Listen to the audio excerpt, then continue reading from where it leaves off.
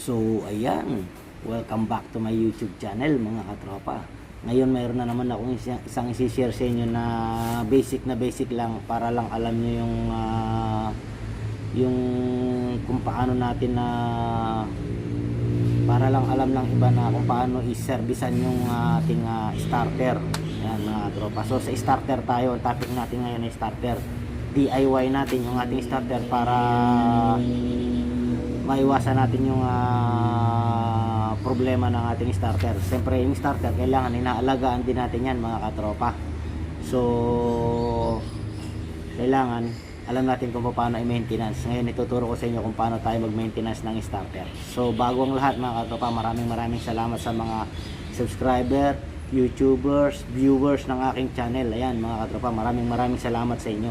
Sa mga hindi pa nakapag-subscribe, mag-subscribe na kayo at hit nyo ang notification bell. Hit nyo ang all na bell para lagi kayong updated sa ating mga bagong video mga katropa. So ngayon, yun nga, isi-share ko sa inyo kung paano tayo mag-maintenance ng ating starter.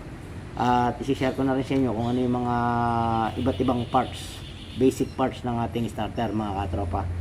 Para magkaroon kayo ng idea kung sakaling magdi-DIY kayo ng inyong starter. So madali na lang para sa inyo. Hindi yung isa tayong mekaniko, hindi natin alam gawin yung starter.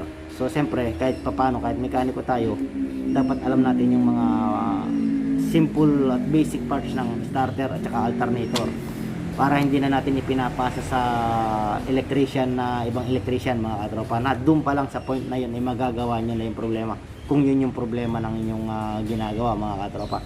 So pisahan na natin.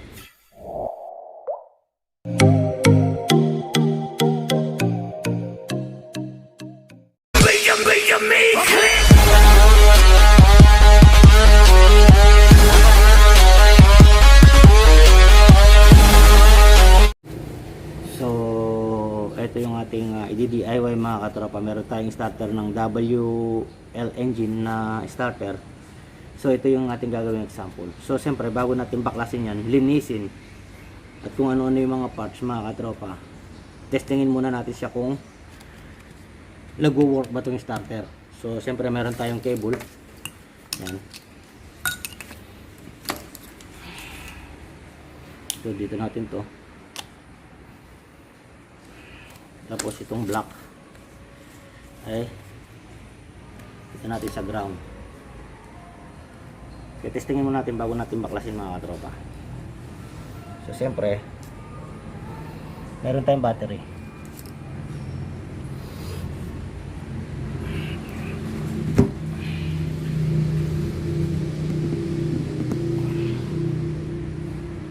Checken muna natin kung ilang voltage pa ba yung ating battery.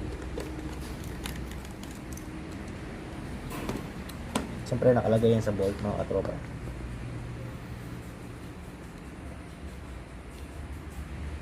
Kung maghahawak kayo ng multimeter, ganyan lang mga katropa. Wag yun nakaganyan. Yan, ganyan lang. So 12.86 yung ating voltage mga katropa. Yan, malakas yung ating voltage ng battery. 12.86. So ngayon, paanda rin natin yung ating starter. Check natin kung nag-work ba yung starter natin bago natin buksan.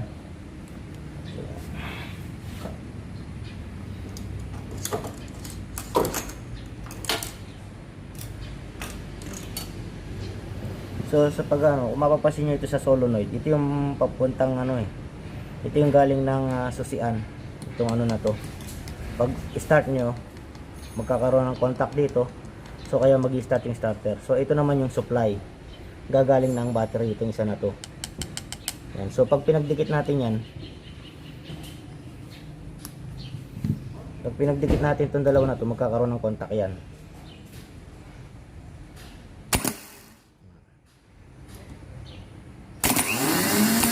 So kung gumagana pa, harinig nyo mga katropa, tuloy-tuloy pa yung andar. Diba? Ganun lang pag ano nyo yan. So ngayon umaandar yung ating starter. Tuturo ko naman sa inyo kung paano natin siya servisan mga katropa, ang ating starter.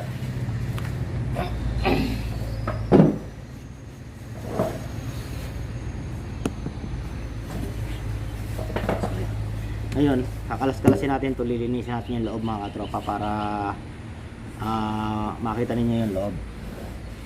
Siyempre tatanggalin natin yung solenoid. Ito yung solenoid mga katropa.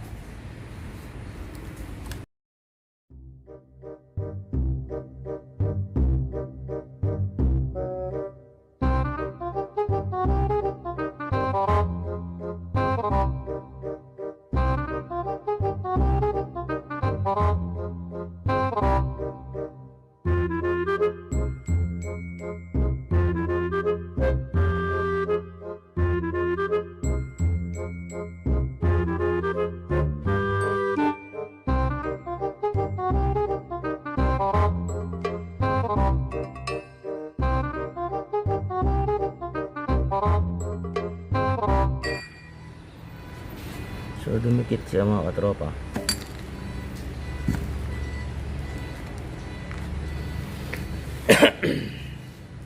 So ito naman yung carbon brush niyan mga katropa. So medyo makapal pa, pinasok ng tubig oh. Yan. Kinalawang na ayo. Ngayon dito naman tayo sa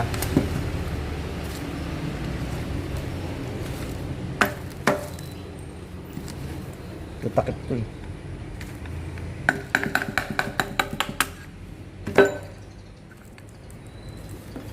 So lilinisin natin yan mga katropa. Tapos ito kung mapapansin nyo may bulitas o nahulog na kagad. Ayan. So yung bulitas dito yan, dito sa butas na to. So dito nakaano yung bulitas na yan ha. So yun bulitas. Ganyan yan dito sa loob. So yung muna natin yan.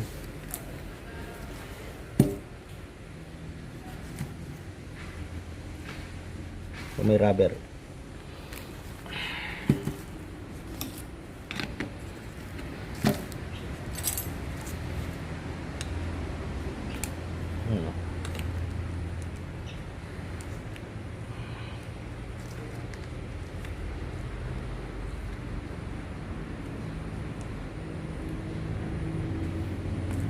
Rubber seal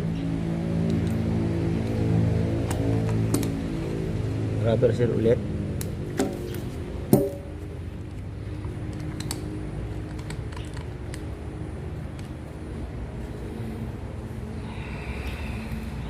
Yung tari gear, tatlo yan. Yan. Lilinisin natin yan mga katropa. Ito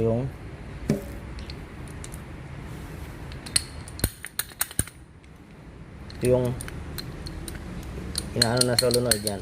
Ito yung Bendix. So lilinisin natin yan mamaya. So ito na yung housing. So ayan lang naman yung mga parts ng starter mga katropa. Yan. Napakakunti lang, di ba?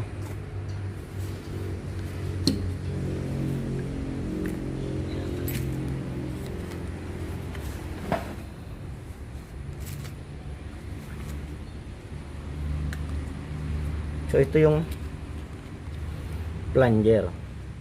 Ayan, mga katropa, ito yung plunger nya. So ito yung kabuuan nito ay solenoid, mga katropa. Yung buo na yan, solenoid yan. So ito yung plunger. Ito yung nakaano dito na humahatak dito sa lever fork na to para dito. Yan. Paghatak nito mga katropa, tutulak to pataas. Tutulak pataas papuntang flywheel o doon sa may ring gear mga katropa. Yan.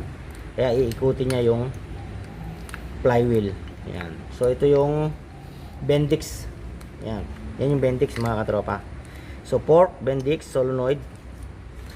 Diba? Tapos ito yung armature. So siyempre yung carbon brush natin nandito sa yan. Ito yung field coil niya mga katropa. Yan, oh. Kung mapapansin nyo sa loob, yan yung field coil. Sa loob. Yan. Ito yung field coil. So ito yung armature. Yan. So kung mapapansin nyo, ito yung carbon brush. Yan. Medyo okay pa yung carbon brush mga katropa. Medyo nag-stack up lang. So ito kasi ay stock natin na starter. Yan. So ngayon lilinisin ko muna mga katropa para ma-assemble natin ulit mga katropa. So ito yun naman yung housing niya mga katropa. Siyempre field coil housing, armature, solenoid, siyempre yung Bendix, yan, tsaka yung mga iba niyang parts. Ito yung fork lever. Yan. So lilinisin muna natin para maikabit natin na maayos mga katropa. So ganyan lang naman kasimple yung starter mga katropa. Siservisan yung starter nyo, lilinisin nyo lang yan. Yan, nakita nyo ang dumi oh. Oh, diba? Ang dumi yan. So pwede hangin-hanginan nyo lang. Yan. Or sprayan nyo ng yung mabilis matuyo. So pwede yan mga katropa. Yan. Tapos pagbalik siyempre gagrasahan nyo lang yan. Yan. Yung housing yan, mga ganyan lang kasimple mga katropa yan. So lilinisin ko muna mga katropa para ma-assemble natin at ma-testing uli natin. Explanation lang naman ng konti pagkatapos nating assemblein mga katropa. A few moments later.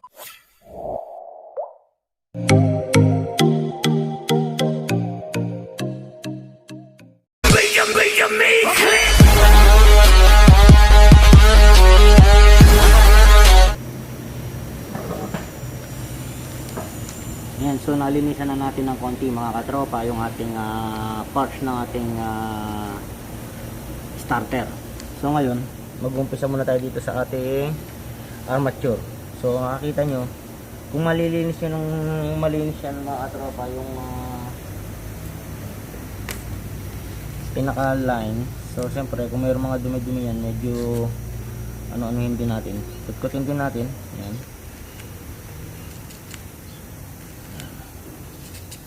Mga ganyan lang. Kung mayroong mga grasa-grasa lang naman ito, wala namang grasa-grasa, eh nalinis ko na yan mga katropa. So ngayon siyempre lilihain natin yung armature. Diyan lang natin ng konti para medyo kuminis ng konti mga katropa.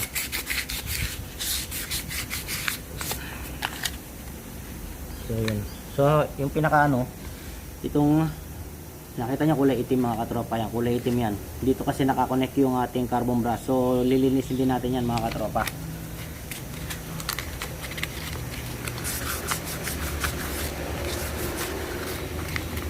Yung mga sineservice dyan mga katropa, yung mga ganyan na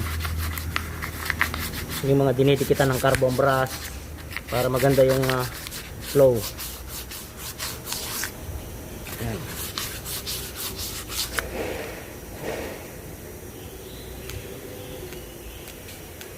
Yan, tatanggalin nyo yung mga dumi-dumi sa mga line.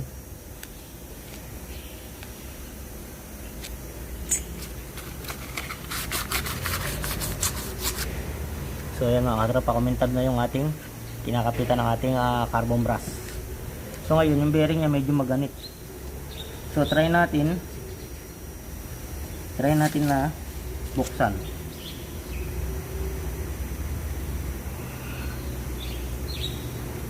Yan. So nabuksan mga katropa yung bearing. Pwede nyo gawin sa bearing na malaki, bearing na maliit mga katropa. So lulubrikin natin ngayon. lalagyan natin ng grasa. Kumbaga i-repack natin ng konti mga katropa. So repack lang natin ng konting ganyan para pumasok yung grasa.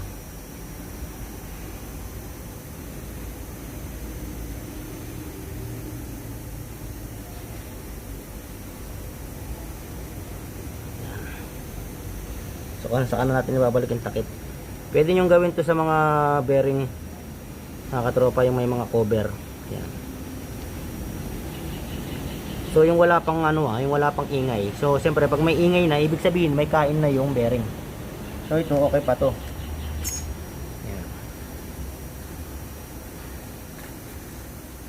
So ngayon tapos na tayo dyan. Ngayon naman nilulubricate natin itong Bendix. Siyempre kailangan mayroong grease sa loob yan mga katropa, yung Bendix.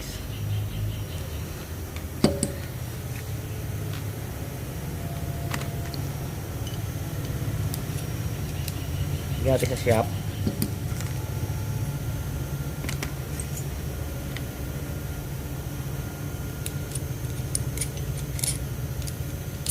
Yung tama-tama lang.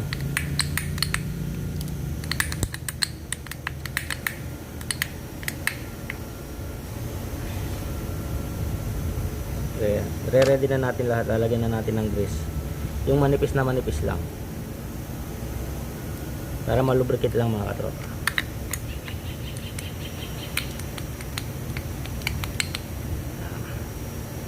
So, ngayon, ito naman tayo sa brush.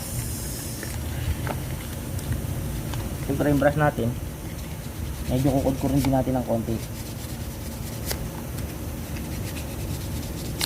Siyempre depende mga katropa, kung palitin na, palitan nyo na lang.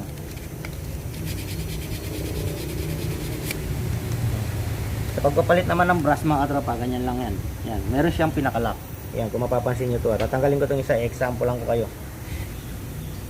Ano lang. Yan, kung mapapansin nyo itong spring mga katropa, yung tumutulak sa brush, yan yung i-move nyo ganyan. Tapos tatanggalin nyo na yung carbon brush.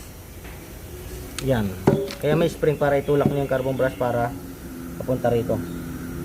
So yun, nalinis na natin mga katropa. So ulitin ko. So ito yung Bendix. Yan. Tapos lever fork. Yan, ito yung lever fork natin. Ito yung solenoid. Ito naman yung plunger. Yan, ito yung plunger. Yan, tinatawag na plunger. Yan. Ito yung armature. So malinis na rin yung ating kinakapitan ng ating ito yung kinakapitan ng ating carbon brush. So pag nasusunog yan, dapat nililinis yan. So siyempre yung ating field coil, kasama na yung housing. Yan, field coil nasa loob, siyempre kasama na yung housing. So carbon brush, siyempre yan. So pag tatanggalin natin yan, siyempre hinangin natin yan mga katropa. So hindi ko na ma-demo paano hinangin. So sinasabi ko lang, hihinangin yan. Tutunawin yung hinang, tapos idudugtong ulit para mapalitan ng bagong carbon brush. So yun mga katropa. Siyempre yung housing, yung gear. Yan. So ngayon na-assemble natin mga katropa yung ating starter.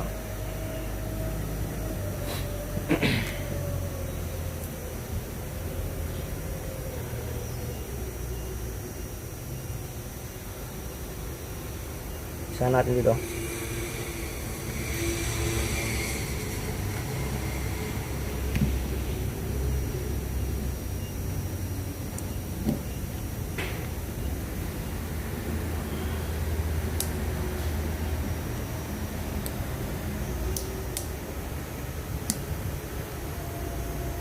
So wala kasi tayong special tools na para i-ano yung ating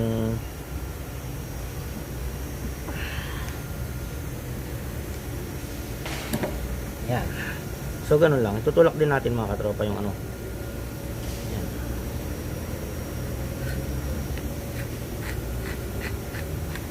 Yan. So siyempre assemble natin to. So meron na tayong grease. So sa plunger meron na tayong grease. So lalagyan na natin.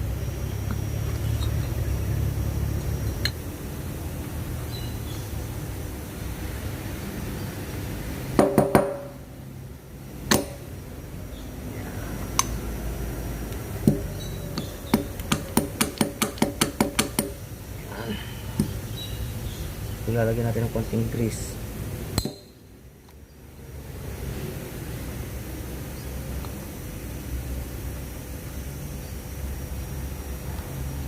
Hanggang ating kadamihan ng grease.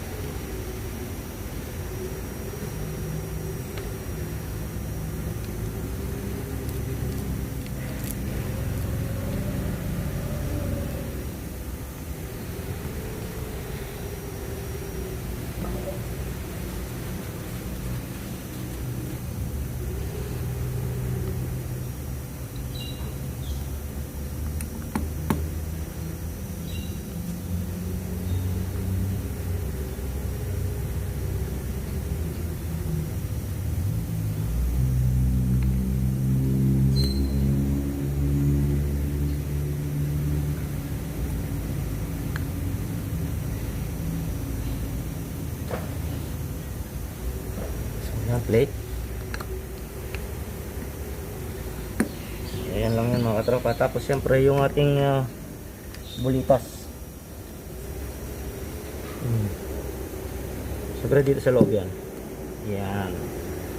So ngayon, pwede natin ilagay itong ating armature.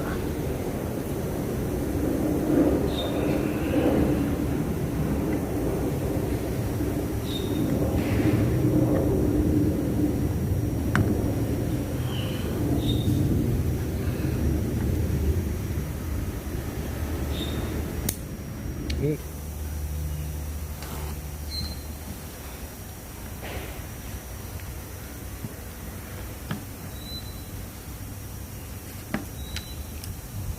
So kailangan lapat mga katropa. Yan.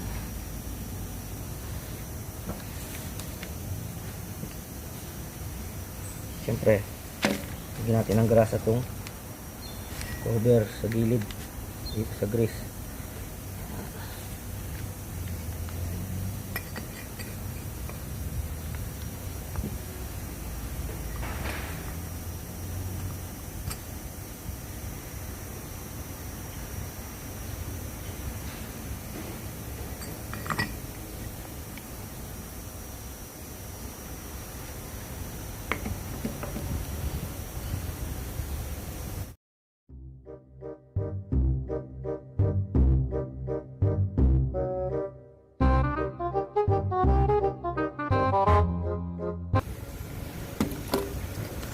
So siyempre na next natin yung solenoid mga katropa, tsaka yung plunger.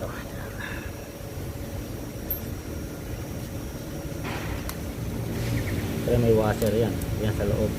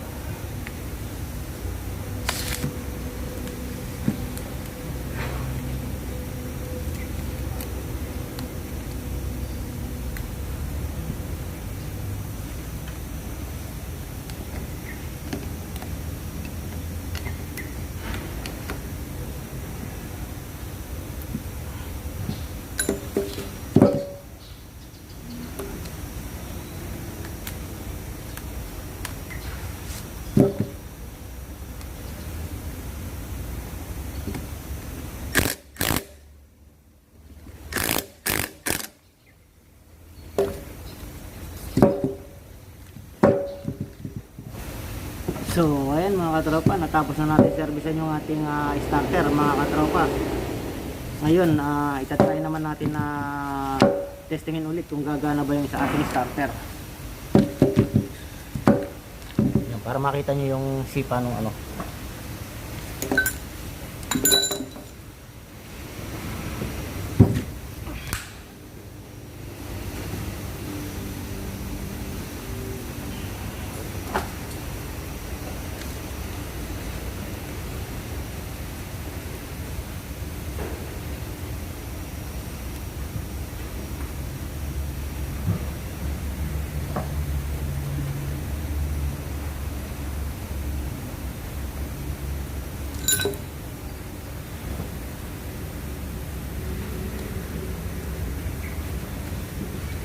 So ngayon mga katropa, tetestingin na natin yung ating sinervis na starter kung okay ba.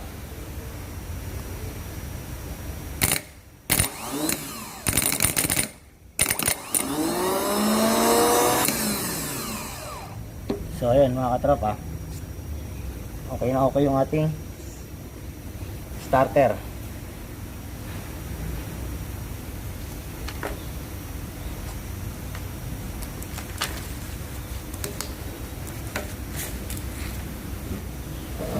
So kung mapapansin nyo mga katropa, lakas pa ng palo. Pwede pa to yung mga katropa eh. So ayan, punta tayo sa starter naman kung ano yung mga pwedeng kung bakit siya hindi mag-start, anong problema niya. So ayan yung topic natin na di-discuss ng konti mga katropa. So ayan mga katropa, explain lang natin ng konti kung anong mga problema ng starter. Pagka yung starter ay problema, halimbawa nag-on kayo ng susi, on nyo ng susi. Pag on nyo ng susi, dapat yung battery nyo malakas mga katropa, lalong lalo na sa diesel engine. Kung yung battery nyo ay 12.8 lang yung natitirang charging nya before kayo mag-start, pag on nyo pa lang ng susi mga katropa, yung 12.8 nyo nagiging 12 na lang yan. Yan, nagiging 12 na lang yung ano nya pag on nyo ng susi, kasi kakain na ng kuryente yung ACC nyo eh. Yung lahat ng ano eh, magwe-wake up mode na lahat eh pag on nyo na susi, pag ACC nyo. So ngayon 12.8 magiging 12 na lang. So pag start nyo bababa pa yung charging niyan kasi kakain ng kuryente itong starter. So magiging 11 point something na lang yung charging nyo. So hindi niya na kayang start yung hindi niya na kaya pagganahin yung starter, lalong lalo na sa diesel. Ang bigat ikutin ng makina ng diesel mga tropa. So babagsak na yung ano. So hindi na kayang ikutin ng starter yung flywheel nyo kasi mahina na yung battery nyo. Pinaka ideal charge ng battery nyo pag mag-start kayo ay nasa 12.80, 12.50, yan, pinaka ano pataas. Yan, yung charging ng battery nyo para kayang paanda rin yung inyong engine diesel. Sa gasolina medyo madali lang, medyo i-start pa yan, pero yung start sa gasolina niyan ganun yung sa gasolina niyan, kaya niya pa i-start yun. Pero pag sa diesel hindi niya na kayang pa-start. Halimbawa nag-on naman kayo, pag on nyo nakarinig kayo tak tak tak tak tak, so yung problema ng battery pa rin mga katropa.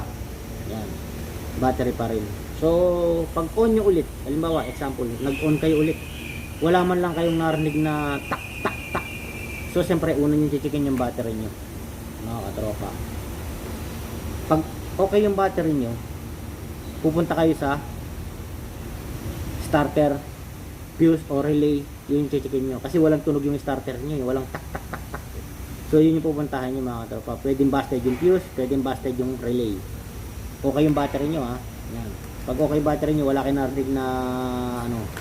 Pag start nyo naman ulit, tapos nagki-clip lang yung sa cluster panel, so ibig sabihin mahina yung battery nyo mga katropa. So yan yung mga symptom ng mga weak battery pagdating sa sasakyan mga katropa. Kasi sa first start, battery talaga yung magdadala dyan mga katropa. Pag malakas yung battery mo, good condition yung starter mo, start yung engine mo. Kapag good condition yung starter mo, weak yung battery mo, hindi mo ma-start yung engine mo mga katropa. Kung malakas yung battery mo, weak yung starter mo, hindi mo rin ma-start yung engine mga katropa. So yun lang, simple lang yung mga mag-diagnose kapag first start yung sasakyan nyo at ayaw mag-start. Pag unang susi, nag-clip yung ano nyo, nagbiblink yung ano nyo, tik, nagbiblink. Or wala kayong naririnig pero nagbiblink yung cluster panel nyo, ibig sabihin may na yung battery nyo mga katropa. Or loose connection kayo, or madumi yung ano nyo rito, kulay puti na, meron na mga kulay puti-puti, corroded na rito. So linisin nyo, lagi nyo mine-maintain yung tinitignan yung terminal battery kung okay ba mga katropa. Para kung ayaw nyo magtanggal ng ano, halimbawa puro puti na yung ano nyo rito, puro puti na ng corroded yung battery nyo. Kung wala kayo ng mainit na tubig, buhusan nyo yan, mawawala yung kulay puti na corroded yung mga katropa. Kung ayaw nyo magtanggal na maglinis, yan, mainit na tubig lang katapat nyan. So ngayon, yun nga, nandun na tayo sa ano, sa ayaw mag-start, na mga symptom na ayaw mag-start. May clip, battery. Battery pa rin yun, hindi kayang paikutin yung starter. Once na wala kayong narinig, malakas yung battery nyo, wala kayong narinig, so sa starter problem kayo. Starting system, either nandyan yung starter, nandyan yung fuse, nandyan yung relay. Yun yung pupuntahan yung mga katropa kapag ayaw mag-start ng sasakyan nyo. Once na malakas yung battery nyo, na alam nyo malakas yung battery nyo mga katropa. Ganun lang kasimple mag-diagnose ng ano, ng ayaw mag-start sa umaga or hard starting in the morning. Yan. Pag yung mga ilaw nakiklip, battery. Pag nakarinig kayo tak tak tak tak tak tak tak tak, battery or loose connection. Yun lang naman yung mga katropa. Pag walang ingay, wala kayo narinig na starter, nasa starter, tulog. Kung okay yung mga fuse sa relay, siguro tulog. So subukan yung tuktukin, baka mapa-start nyo pa yung sasakyan nyo. Minsan kasi nag-i-stack or madumi nga, kagaya na sinabi ko, yung carbon brass kailangan nililinis. Kailan ba natin dapat i-maintain yung ating starter? Maintenance, DIY, mga ganyan ba? Kung kayang-kaya nyo lang din naman, bakit hindi? So, mini-maintain natin yan mga nasa naglalaro ng 80,000 km papuntang 100,000 km or 4 years. Or 3 years. Kung masipag-sipag kayo, kahit mga 2 years, mini-maintain yan. Kung madali lang tanggalin yung starter nyo.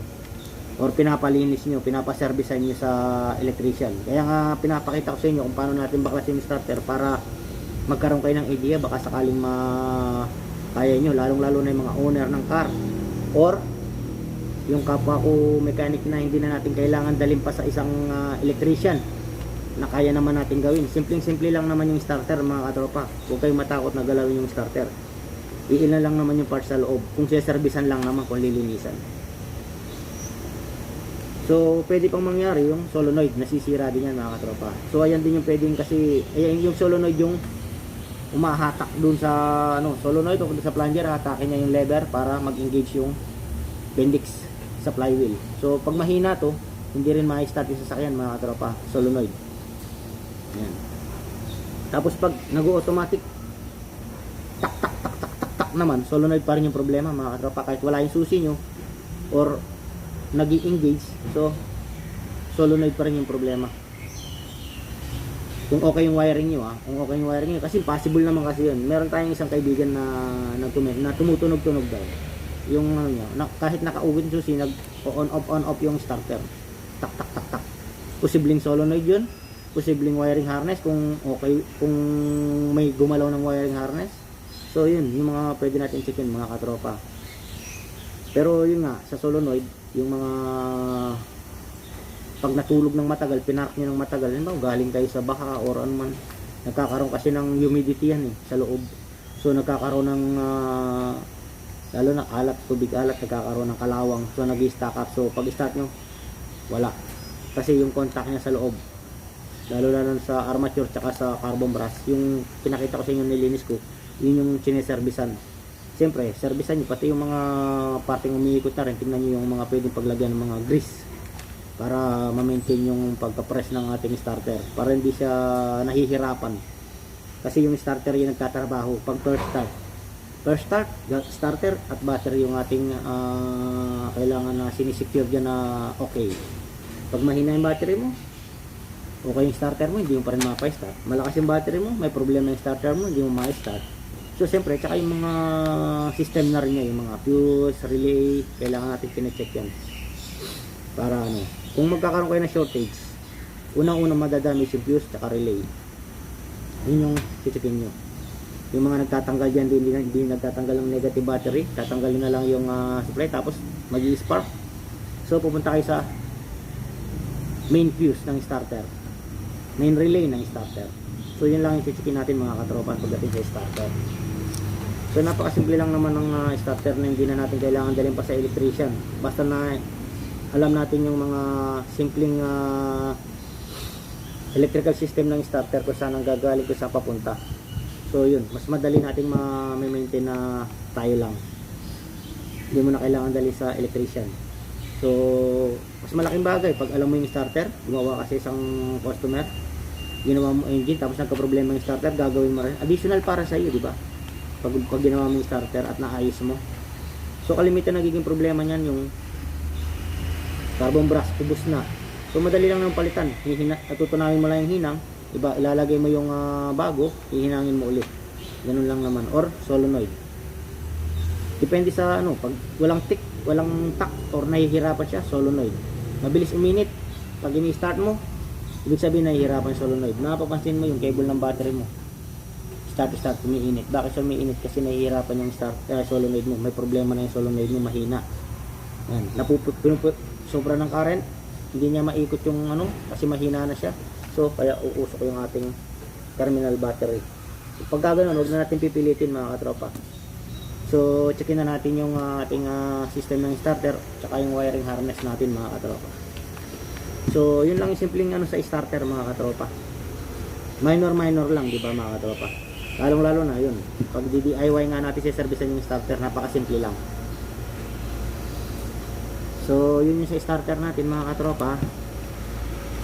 Kung mas sinisipag-sipag kayo, maintenance nyo yung starter nyo, lalong na sarili sasakyan nyo. Yan. Sa mga owner naman, yun, paservicean nyo yung starter nyo, hindi yung gagamitin nyo hanggang sa ayaw na hanggang sa papalitan nyo. Lahat ng parte ng sasakyan, engine, alternator, starter, may mga maintenance yan mga katropa. Yun yung maintenance natin, lalo na sarili natin sasakyan. Ano pa kaya yung sa customer? Recommenda natin, servicean natin yung starter mo. Kahit kailan pa ba hindi nabubuksan, malay yung manipis na yung carbon at nagka-problema nung pala carbon lang. Kasi hindi natin na-maintenance yung ating starter. Kung na-maintenance natin yung starter natin, so tatagal yung buhay mga katropa. So yun mga katropa, sa starter. So yung battery natin, pinaka-ideal na ano yan, 12.6. Bakit 12.6? Di ba 6 yan? 6. Ano yan eh, ano? 2, 4, 6, 8, 10, 12.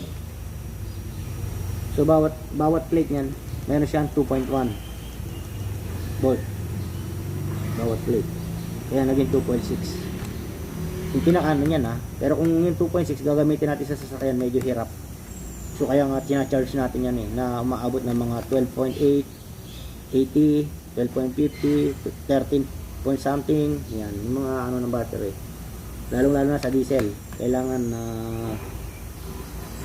malakas yung battery. Pag mahina yung battery mo, pag on mo pa lang, kinain na, tapos start mo, kasi mabigat yung engine ng diesel, gaya na sinabi ko kanina mga katropa, mabigat yung engine ng diesel. Kaya kailangan maganda yung charging ng battery mo. So alin ba yung maganda, yung maintenance free o yung mini-maintain natin every week, ilalagay natin ng distilled water? Para sa akin yung ano eh, yung nilalagyan ng distilled water, mini-maintain natin yung ating ano, yung ating baterya. Kasi ito hindi mo ito ma-maintain, hindi mo ito malalagyan distilled water. So pag sinalpak sa sasakyan, magamit ka lang ng gamit hanggang sa masira na siya mga katropa.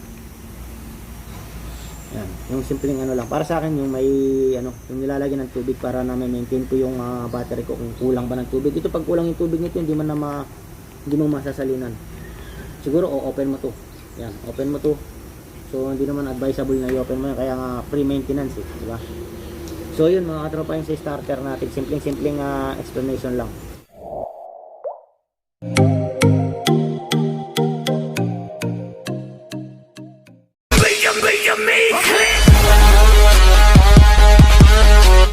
So ngayon, bibigyan ko kayo ng konting basic lang sa alternator.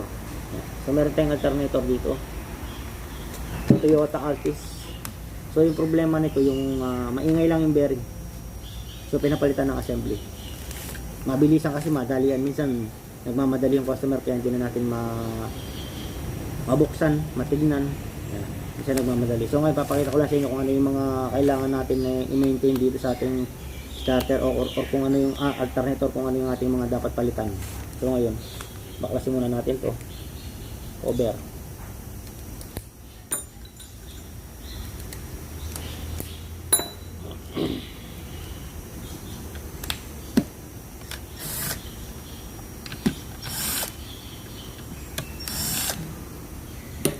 So yung trabaho naman ng ating alternator sa sasakyan mga katropa, ito yung nagbibigay ng charging system sa lahat mga katropa.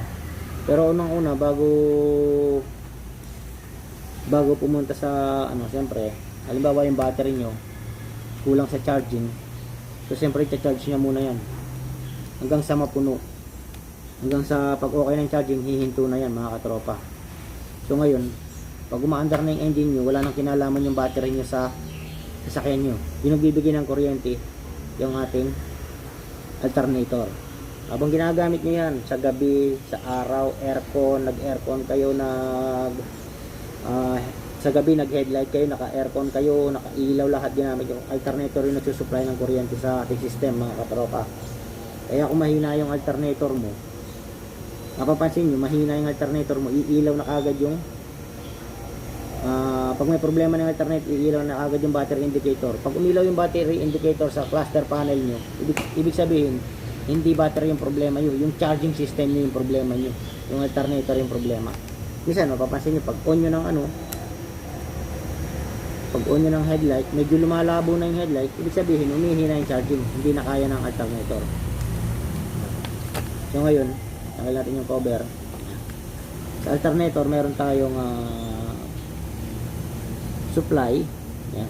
So ito yung ating voltage regulator, ito yung ating yung sa carbon brass. Yan. So ngayon tatanggalin natin mga katropa para makita nyo. Ito yung papalitan nyo pag manipis na yung carbon brass. Ito i-checkin nyo mga katropa sa alternator.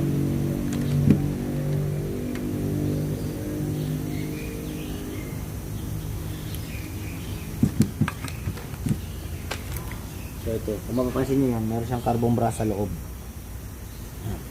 So okay pa yung carbon brass niya, maano pa. So gaya nga sabi ko, yung problema bearing lang. So ngayon, so siyempre pagpapalitan nyo ng carbon brass yan mga katropa, yan. Natanggalin yung pagkakahinang yan. So ngayon tutusukin natin ito mga katropa. Sorry. Ayan. Sa paglalagay naman, meron tayong yan, stopper para mailagay natin pag dito sa shop. Yan. So okay pa yung carbon brass nito mga katropa. Yan yung checkin natin kapag sa alternator. So siyempre ito yung shop. Nakita nyo yan, shop kulay itim. Yan. So ayan din yung lilihain natin. So ayan din yung lilinisin natin pagka dahil ayan yung inaano ng carbon brass. Yan. Kasi maitim na mga katropa.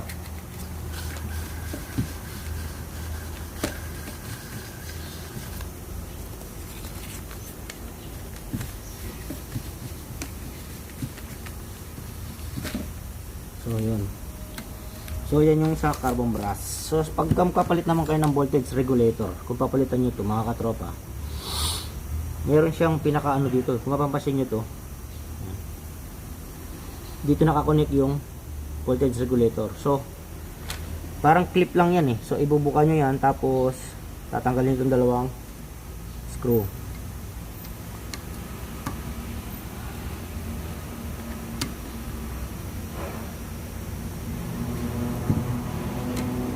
Dalasan ito yung nasisira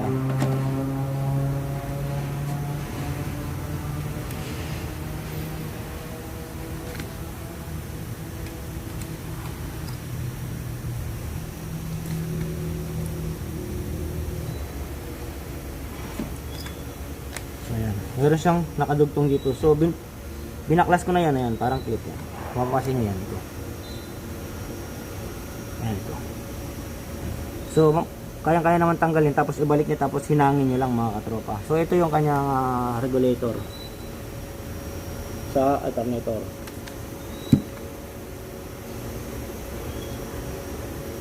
Ito lang papalitan nyo, magagamit nyo na uli yung alternator nyo mga katropa. Minsan ito yung nagiging ano yan, ito problema. So kalimitan yung voltage regulator mga katropa, yan. Saka yung carbon brass, yan. Sa Toyota, alternator ng Toyota, ganyan lang magpalit ng ano mga katropa, ng carbon brass. Meron naman nabibili niyan mga katropa, carbon brass. Saka itong regulator, punta lang kayo sa mga electronic na ano. So testingin natin kung okay ba itong ano niya.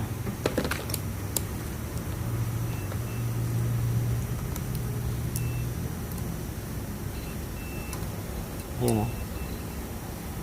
May mga connection pa yan, oh. Oh, diba? To ground.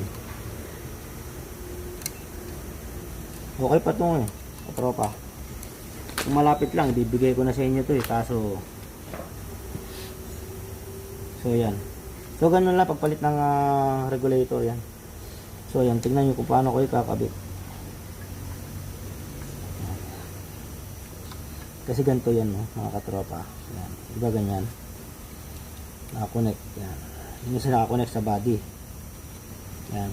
Kumbaga ground. Tapos ito sa regulator nakakonect dito sa isa na to. Yan. So yan lang naman yung ano ng Toyota. Sa likod, alternator ng Toyota mga katropa. Napakasimple lang, di ba? So yan. Alas lalagyan natin ng Philip bolt.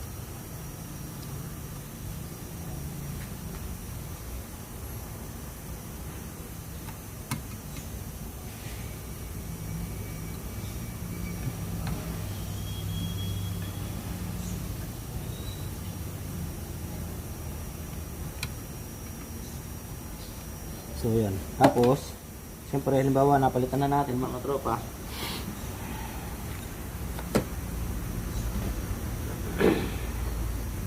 So i-clip natin to.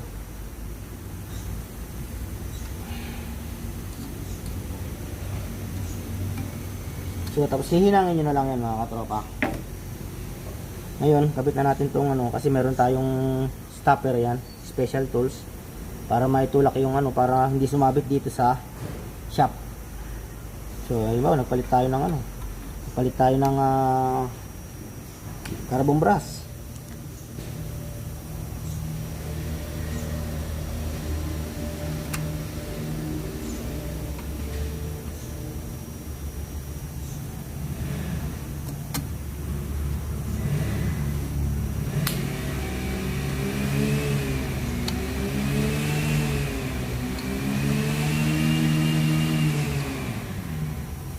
So ayan mga katropa, huhugutin natin ngayon yun. So nakakabit na yung ating carbon brass. Tsaka nagpalit tayo ng, halimbawa nagpalit tayo ng regulator, yan, voltage regulator. So nandyan lahat yung papasok yung supply nang galing sa system natin. Yan. Ito yung sa battery, supply ng battery, yan, pasok sa regulator. Ganyan lang naman yung alternator mga tropa, simple lang. So kaya pag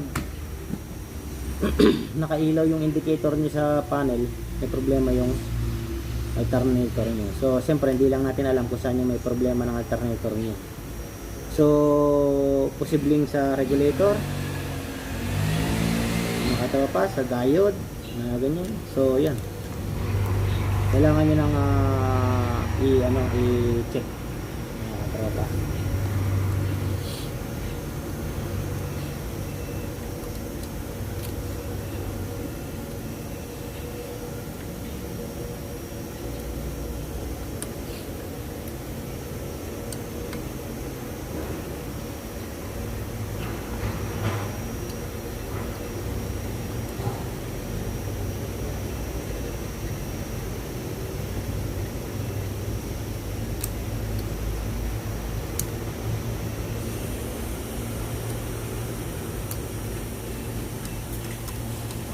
okay na okay pa ito mga katropa.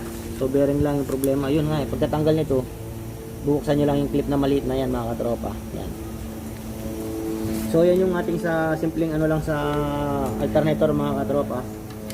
So pagdating naman sa charging, yun nga yung ano natin pagdating sa charging mga katropa. So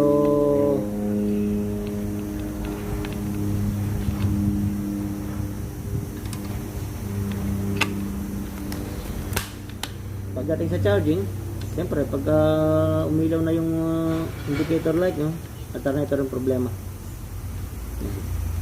So yung sa battery, yan, simple lang naman diagnose ng mahina yung battery. Kaya alam ko mahal yung battery mga katropa, pero yan yung pinaka ano natin, first starting natin battery. Siyempre meron tayong isang katropa 12.8 yung battery, tapos yung sasakyan niya ay diesel engine. So hindi raw hirap daw mag-start. So siyempre hirap mag-start. 12.8 yung reading mo, tapos start mo, pag on mo pa lang kakainin na yung 8. Tapos pag start mo, babagsak na yan ng 11. So hindi na kayang paandarin yung ano, hindi na kayang paandarin yung ating hindi na kayang paikutin ng starter yung engine. Lalo na sa engine, ang bigat ng ano yan, ang bigat ng ikutin ng diesel engine mga katropa. Kaya dapat maganda yung charging ng battery mo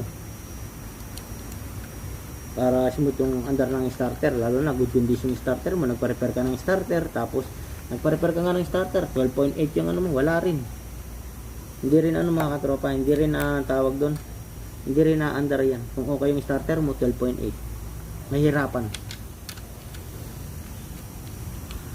Ideal ano dyan mga 12.80 pataas para maganda yung start ng sasakyan mo mga katropa. So yan yung ano natin ngayon, alternator tsaka starter lang naman, simpleng DIY lang naman mga katropa, yung pwedeng i-DIY. Senior ko lang mga katropa para sa mga iba na gustong mag DIY. Simple lang, ito napalaki lang, pero same lang nung maliliit na starter yan. Almost same lang sila ng procedure mga katropa. So yan yung battery natin, starter, siyempre alternator. Sa alternator sa charging, pag start, siyempre battery, tsaka starter. Pag umi-start na yung sasakyan mo, standby na tong dalawa na to. Hihintayin ka uli hanggang sa mag-off na yung engine mo, at saka kung kailan mo i-start, tsaka sila magtatrabaho ulit.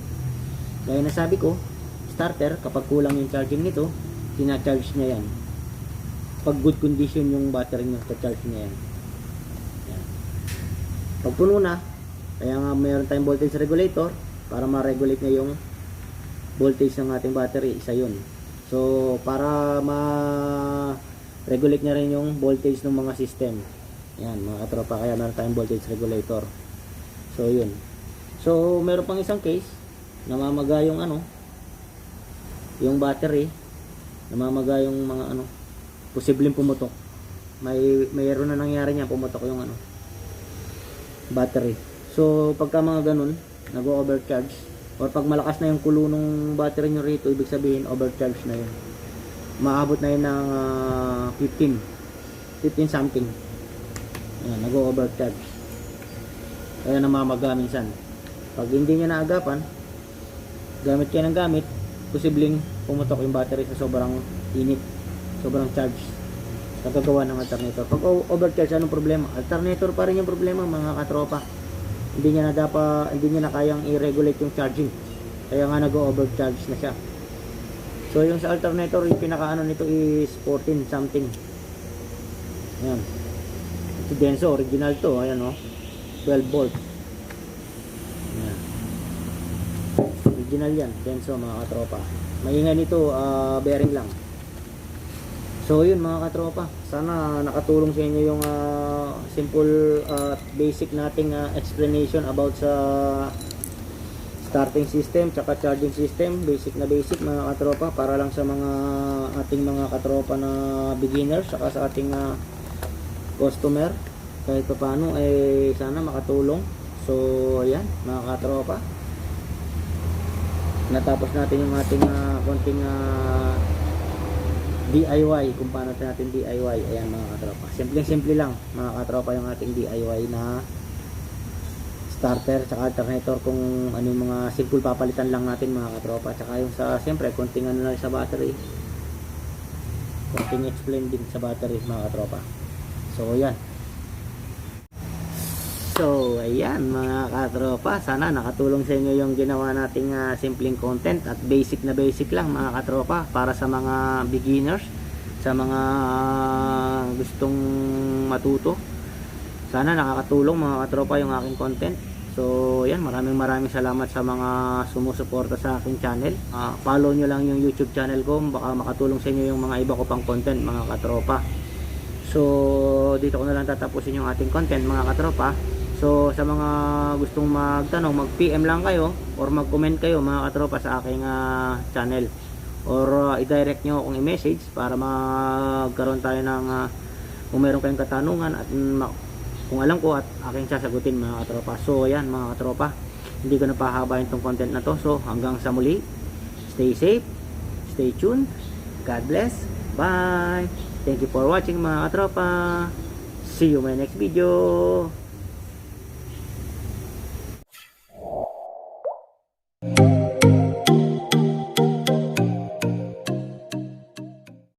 Bring me